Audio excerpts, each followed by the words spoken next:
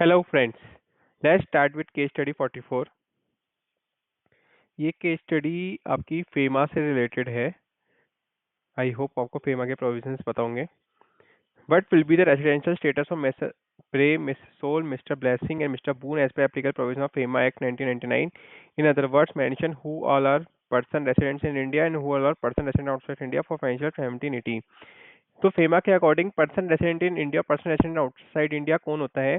कोई भी पर्सन अगर जो इंडिया में 182 डेज से ज़्यादा रहे तो वो PRRI होगा, और पर्सन 182 डेज से कम है तो वो PRY होगा। लेकिन अगर कोई पर्सन सपोज इंडिया में PO 182 डेज से ज़्यादा रहे, लेकिन वो बाहर रहता है, वो एजुकेशन के लिए बाहर गए, अपनी जॉब के लिए बाहर गए, उसका अनसर्टेन पीरियड है, तो वो PORI ही कैटेगरी में आएगा। तो यहाँ पे दे रखा है Miss Pray, Miss Soul, Mr Blessing, mister Boon went to Budapest Hungary after their CA final exams. All four decided to return to India before declaration of result. Result was declared on 26 July. All four cleared their exam, become qualified CA. आप लोग भी CA बने जल्दी से। As decided, Mrs. Prey and Miss Soul went back to India on 16th July and 25th July.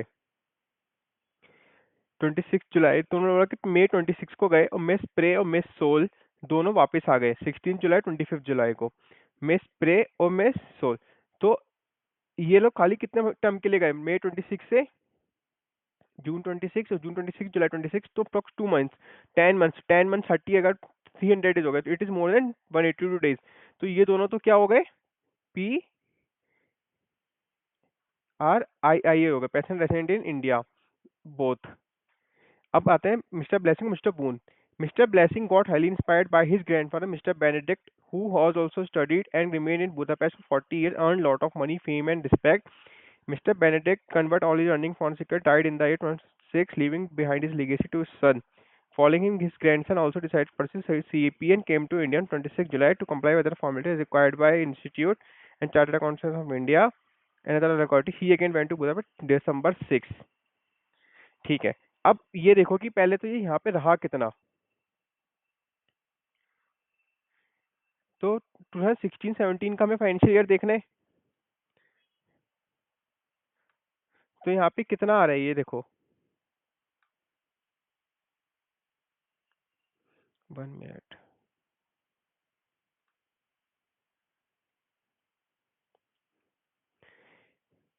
तो गए कब था? मई 26 को, तो 20 अप्रैल के 30 days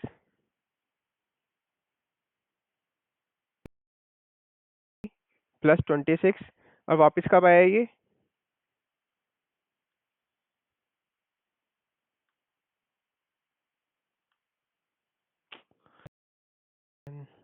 just give me a minute. ठीक है, तो यहाँ पे वापस कब आया? 26 जुलाई को। तो और वापस कब गया? 6 दिसंबर को। तो 26 जुलाई को, तो जुलाई के कितने दिन हो गए? 5 डेज। अगस्त के 31 डेज, सितंबर के 30 डेज, अक्टूबर के 31, नवंबर के 30, और 6 दिसंबर के। बट ये कितना रहा? 189 डेज। लेकिन यहाँ पे 180, भाई 182 डेज से ज्यादा है, बट इसका PRI होना चाहिए। लेकिन ये किसके लिए गए? बाहर के लिए गए, जो हमने एक्सेप्शन वाली कंडीशन पढ़ी थी। तो उस वाली कंडीशन में ये क्या माना जाएगा? PRI माना जाएगा, क्योंकि वो अनसर्टेन पीरियड के लिए गया है वहाँ पे, उसको नहीं पता कितना टाइम लगेगा, कि हो सकता है वहीं पे अपनी जॉब शुरू कर दे। तो वहाँ पे किस कैटेगरी में आएगा ये? POROI की कैटेगरी में ये कंसिडर होगा। ठीक है, अब mister boon. Mr. Boone also decided first to pursue CPA, but then circumstances made him to return to his income 6th January 2017, discontinuing his further studies. तो ये 26 जुलाई को, 26 मई को गया है, उसके बाद 6 जनवरी को आया है। तो इसके टोटल कितने डेज माने जाएंगे?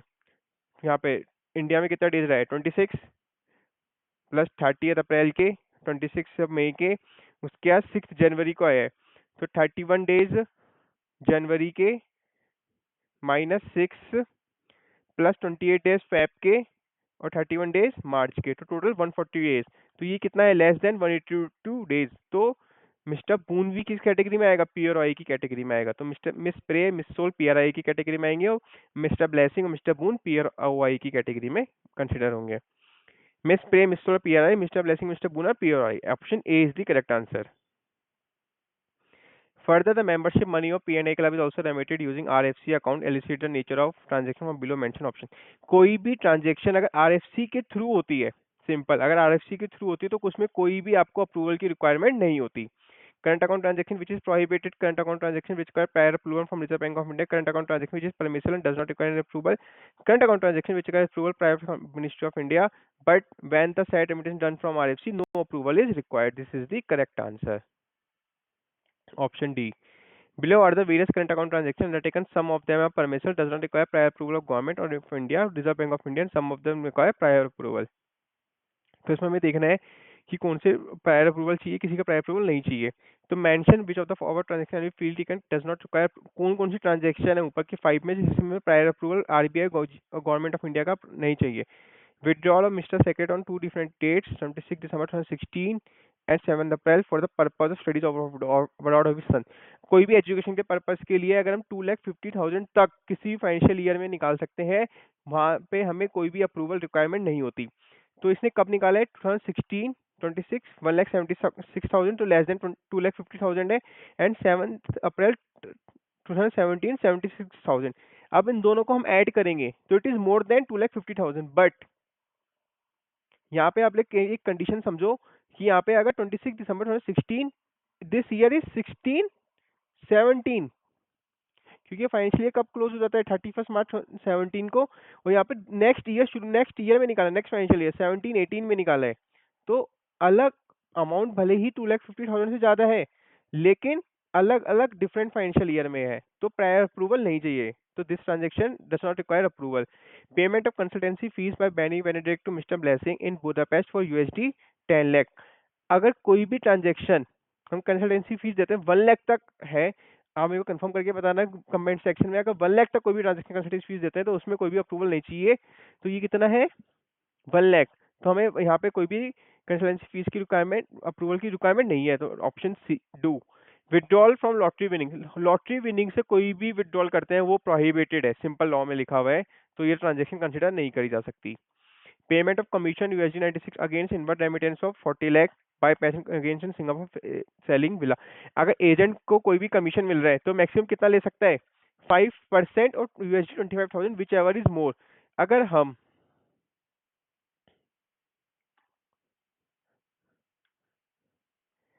40 लाख 40 लाख का 5% कितना आया? 2 लाख आया है. 2 लाख आ रहा है और यहाँ पे लिया कितना उसने कमीशन? 96,000. तो वो तो उससे कम ही है, तो इसमें अप्रूवल की रिक्वायरमेंट नहीं है. तो option fourth transaction also does not require approval. Payment of membership club for RFC account. हमें अभी ऊपर MCQ में देखा, सेकंड MCQ में RFC अकाउंट से कोई भी ट्रांजेक्शन होती है तो हमें अप्रूवल की रिक्वायरमेंट नहीं होती. तो first 2 4 5 1 2 4 5 option B is the correct answer. Out of the following transaction which one is permissible capital account transaction. कौन सी कैपिटल अकाउंट ट्रांजेक्शन? कोई भी इन्वेस्ट करते हैं या हम कोई भी ट्रांजेक्शन कर रहे हैं, कंसल्टेंसी से कमीशन है जो हमने ऊपर ट्रांजेक्शन, उसमें कोई सब करंट अकाउंट के ट्रांजेक्शन आते हैं. लेकिन अगर कोई भी परचेज कर रहा है, फ्लैट वगैरह परचेज कर रहा है, तो वो किस में आएंगी? कैपिटल अकाउंट की ट्रांजेक्शन में कंसिडर करी जाएंगी. Purchase of flat in Budapest by mister secretary is the capital account transaction.